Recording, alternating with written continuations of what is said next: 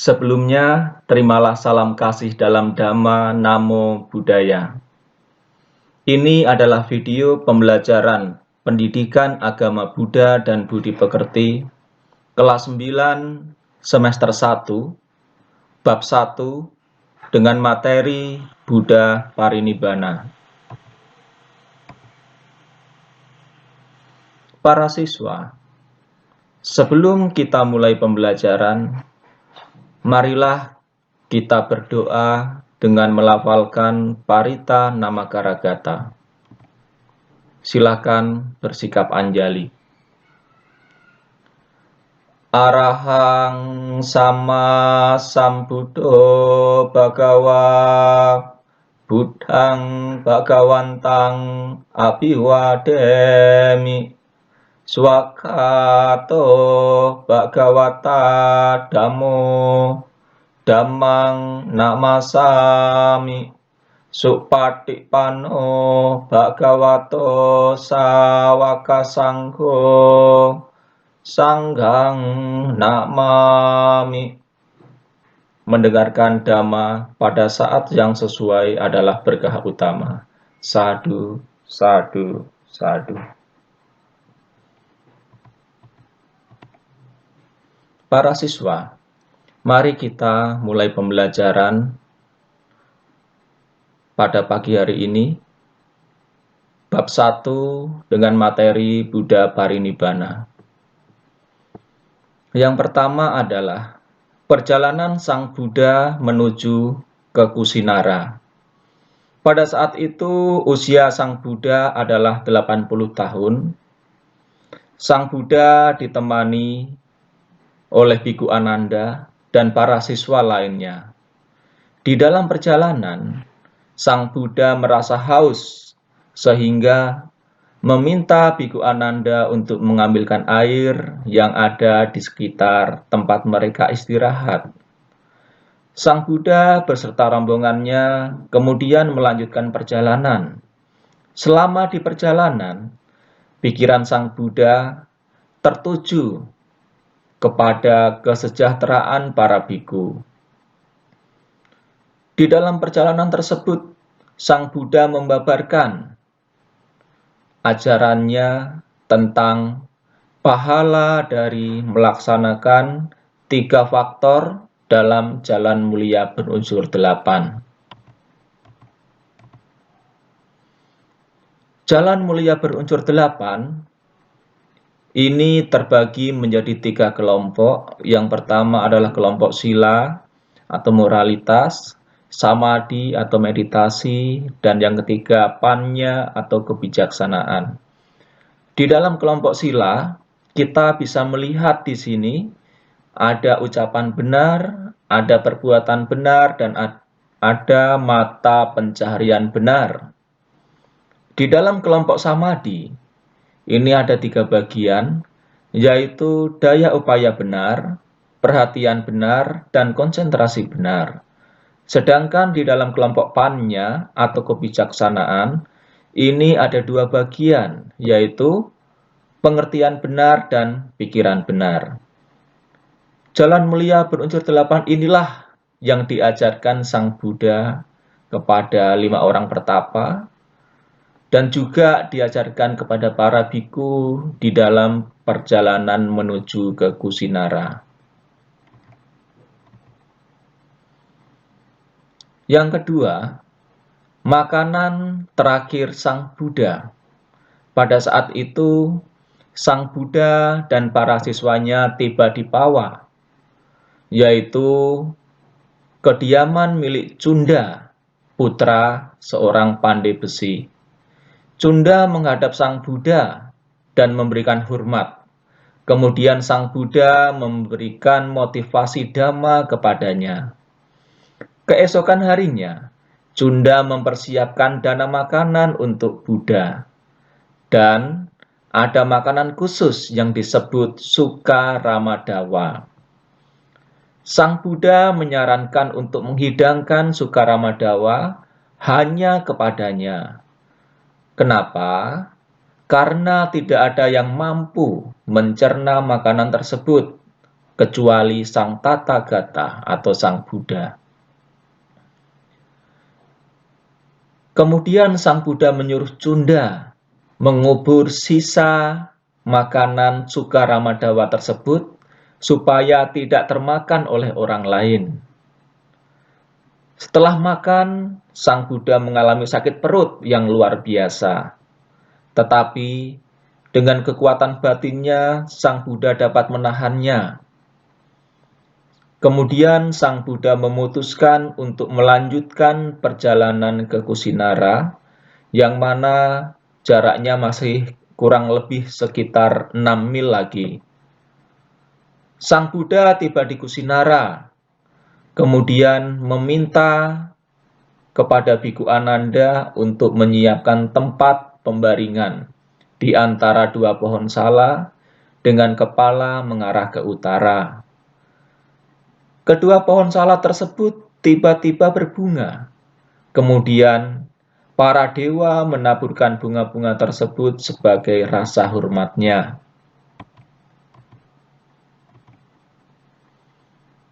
Yang ketiga, tempat suci untuk menghormat Buddha. 4 tempat suci yang berhubungan dengan kehidupan Buddha adalah sebagai berikut. Yang pertama adalah tempat kelahiran Bodhisattva Siddhartha. Yang kedua, tempat Bodhisattva Siddhartha mencapai penerangan sempurna. Yang ketiga, tempat Sang Buddha membabarkan roda Dhamma yang pertama kalinya kepada 5 orang pertapa. Dan yang keempat adalah tempat Sang Buddha mencapai Mahaparinibbana. Ini adalah tempat suci yang berhubungan dengan kehidupan Sang Buddha. Di dalam Mahaparinibbana Sutta, Sang Buddha menyampaikan kepada Biku Ananda, siapa yang berkeyakinan kuat untuk mengunjungi tempat-tempat suci itu, maka setelah meninggal akan terlahir di alam surga. Setelah itu, Biku Ananda pergi ke kamar atau ke kudinya dan berdiri bersandar sambil menangis. Karena Biku Ananda belum juga mencapai kesucian. Padahal Sang Guru Buddha akan segera mencapai Mahaparinibbana.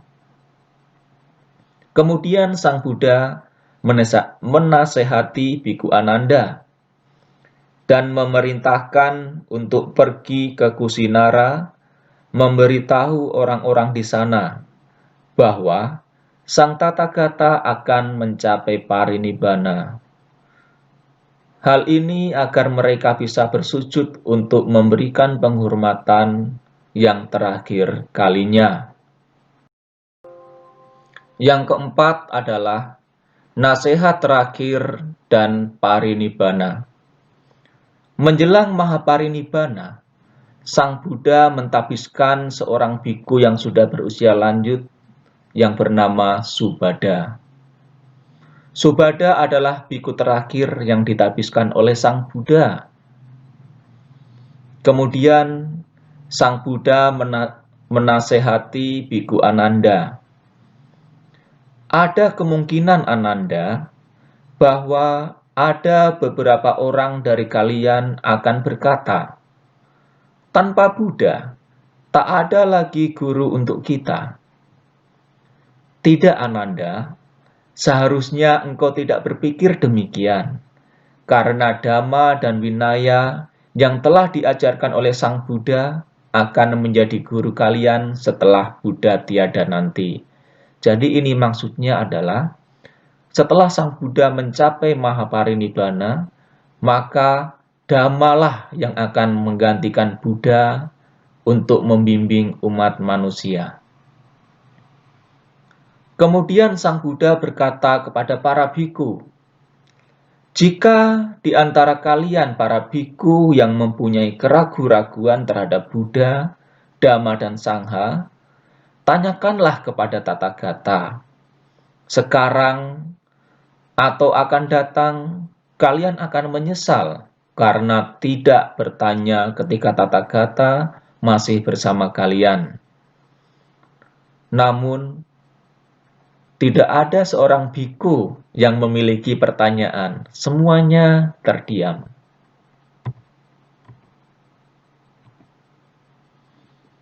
Ini adalah kata-kata terakhir Sang Buddha. Buddha menegaskan kepada para biku, dan ini merupakan kata-kata terakhir yang diucapkan oleh Buddha. Perhatikan, oh para biku, inilah nasihat terakhir Tathagata kepada kalian. Semua bentuk perpaduan di dunia ini adalah tidak kekal.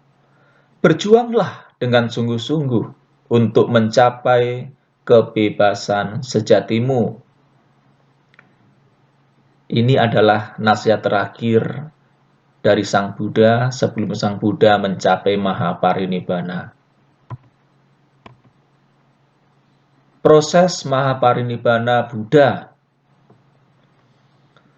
Mula-mula Buddha memasuki jana ke-1, masuk jana kedua, ketiga sampai keempat, lalu sampai ke pencapaian tertinggi di dalam meditasi. Kemudian Biku Ananda melihat dan berkata kepada Biku Anuruddha, "Bante, Bhagawa telah parinibbana." Biku Anuruddha menjawab, "Belum Awuso Ananda, Buddha belum parinibbana. Beliau berada dalam penghentian pencerapan dan perasaan." Kemudian Buddha bangun dari keadaan batin tertinggi dan kembali ke jana 4 hingga jana ke-1. Dari jana ke-1, Buddha kembali memasuki jana kedua, ketiga, dan keempat. Keluar jana keempat, Buddha segera menghembuskan nafas terakhir untuk mencapai Mahaparinibbana di antara dua pohon salak kembar. Hal ini terjadi pada tahun 543 sebelum Masehi, tepat pada saat bulan Purnama Sidhi di bulan Waisak. Jadi, Sang Buddha mencapai parinibbana ini merupakan salah satu peristiwa yang diperingati di dalam Hari Raya Waisak. Yang kelima, perabuan jenazah Buddha. Setelah Sang Buddha Mahaparinibbana, Biku Anuruddha berbincang dengan Biku Ananda untuk memberitahu bahwa Sang Buddha telah wafat dengan kata sebagai berikut. "Para waseta, Bhagawa telah wafat. Berbuatlah apa yang Anda anggap baik." Ketika mereka mendengar kabar wafatnya Sang Buddha, mereka sangat sedih, menderita, dan sangat berduka cita. Kemudian, mereka mengumpulkan wangi-wangian, bunga, dan segala alat musik dari Kusinara ke hutan Sala. Mereka terus melakukan penghormatan kepada jenazah Sang Buddha. Mereka melewatkan hari ke-1, kedua, ketiga, sampai ke-7. Selama 7 hari, mereka melakukan penghormatan kepada jenazah Buddha.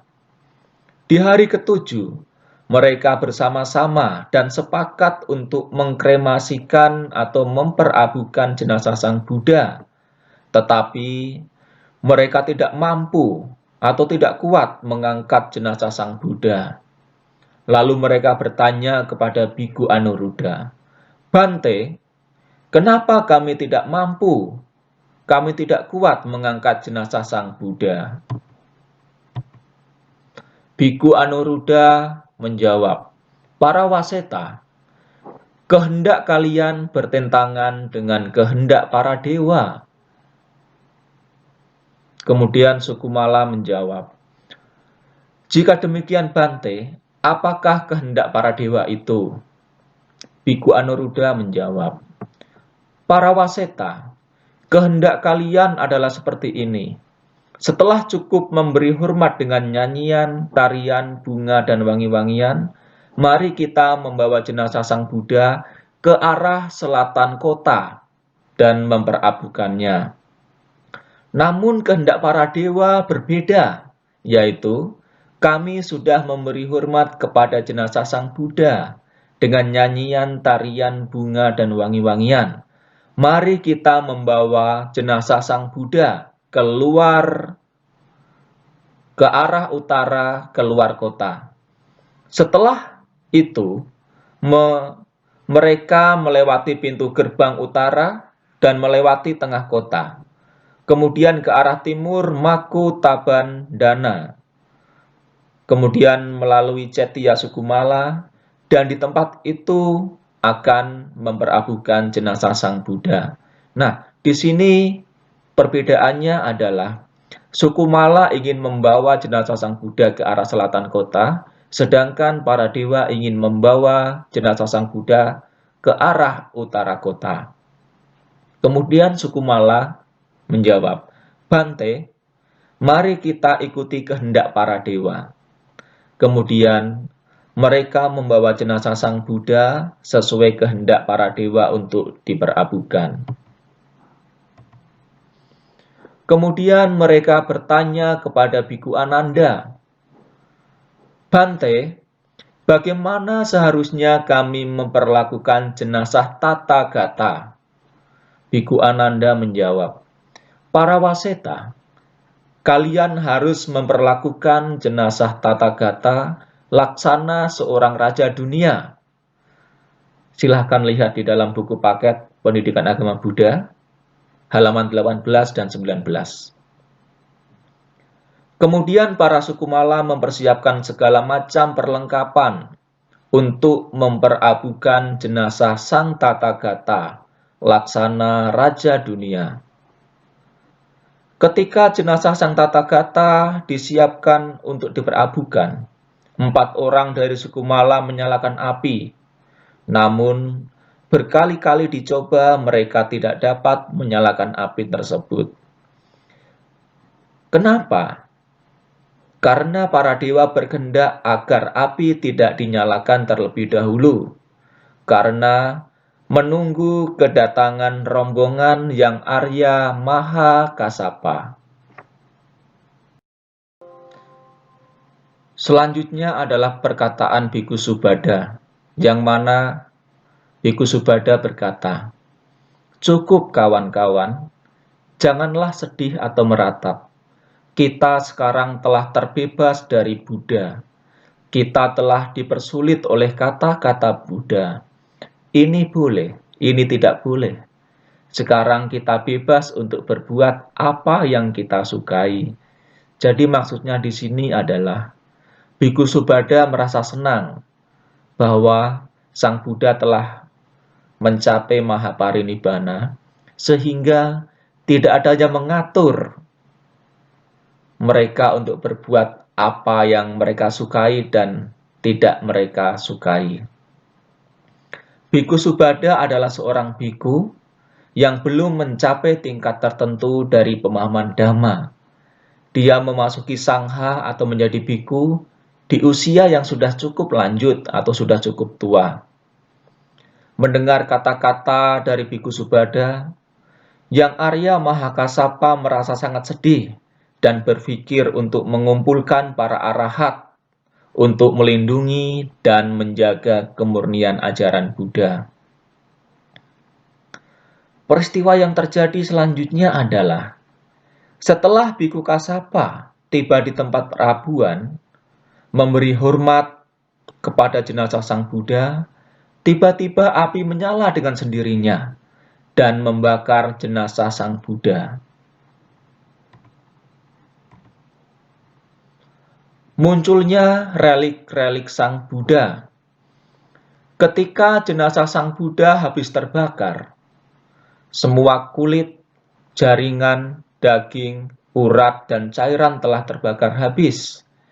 Di antara 500 lapis kain pembungkus, hanya 2 lapis yang tidak terbakar, yaitu lapis yang paling dalam dan lapis yang paling luar. Hanya tulang-tulang yang tertinggal dan relik-relik tubuh Sang Buddha. Apa itu relik? Relik dalam agama Buddha disebut juga Saririka Dhatu. Istilah ini terdiri dari dua kata, yaitu Saririka, yang artinya jasmani, dan Dhatu yang artinya susunan. Jadi relik sebenarnya merupakan pengkristalan jasmani dari seorang yang dipercaya telah mencapai tingkat kesucian tertinggi dalam pelaksanaan ajaran Sang Buddha. Nah, ini adalah gambar reliks. Anda bisa lihat gambar pertama, kedua, dan ketiga. Pembagian relik Buddha. Menurut Mahaparinibbana Sutta, setelah Sang Buddha wafat atau parinibbana, relik-relik beliau dibagikan secara adil oleh Brahmana Dona menjadi 8 bagian untuk 8 pihak yang memperebutkannya. Yang pertama adalah Raja Ajata I dari Magadha, yang kedua Licawi dari Wesali, yang ketiga suku Sakya dari Kapilawastu, yang keempat suku Buli dari Alakapa, yang kelima suku Kolia dari Ramagama, yang keenam seorang Brahmana dari Wetadipa, yang ketujuh suku Mala dari Pawa, dan kedelapan juga suku Mala yang berasal dari Kusinara. Selanjutnya adalah menghormati relik Buddha. Nah, bagaimana cara menghormati relik Buddha? Biasanya dilakukan pembuatan stupa untuk menyimpan relik Sang Buddha sebagai objek pemujaan. Para siswa, inilah tadi pembelajaran pendidikan agama Buddha kelas 9, bab 1 dengan materi Buddha Parinibbana. Apabila ada pertanyaan, silahkan tuliskan di kolom komentar. Dan mari kita akhiri dengan pembacaan doa, yaitu melafalkan Parita Namakaragata. Silahkan bersikap anjali.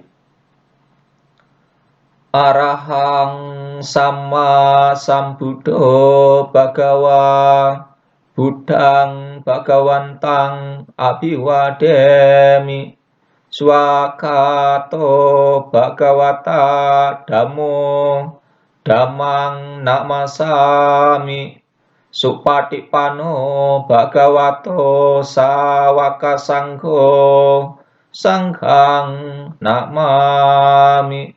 Sadu, sadu, sadu.